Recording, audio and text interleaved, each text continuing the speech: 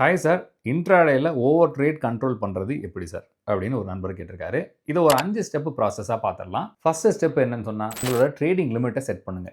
ஒரு நாளைக்கு எவ்வளோ ட்ரேட்ஸ் எடுக்க போறீங்க, எவ்வளோ கேபிட்டல் யூஸ் பண்ண போறீங்கன்றதை முதல்ல டிசைட் பண்ணுங்க.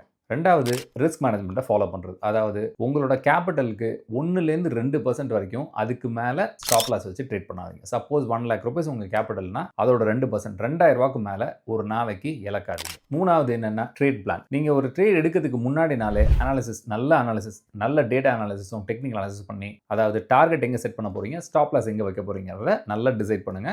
Always planning your trades and execute your plan. நாலாவது, இமோஷனல் ட்ரேடிங்கை அவாய்ட் பண்ணுறது. இந்த கிரீடும் ஃபியரும் தான் மார்க்கெட்டில் ரொம்ப பெரிய ஒரு இடத்த வகிக்குது. ஏதாவது ஒரு நாள் உங்களுக்கு கொஞ்சம் மைண்டு சரியில்லை, இல்லை நீங்கள் ஸ்ட்ரெஸ்ஃபுல்லாக ஃபீல் பண்ணுறீங்கன்னா அன்னைக்கு ட்ரேட்ஸை கண்டிப்பாக அவாய்ட் பண்ணுங்க. அஞ்சாவது, ஒரு ட்ரேடிங் ஜேர்னலை மெயின்டைன் பண்ணுறது. நீங்கள் எடுக்கக்கூடிய எல்லா ட்ரேட்ஸையும் ரிவ்யூ பண்ணுங்க.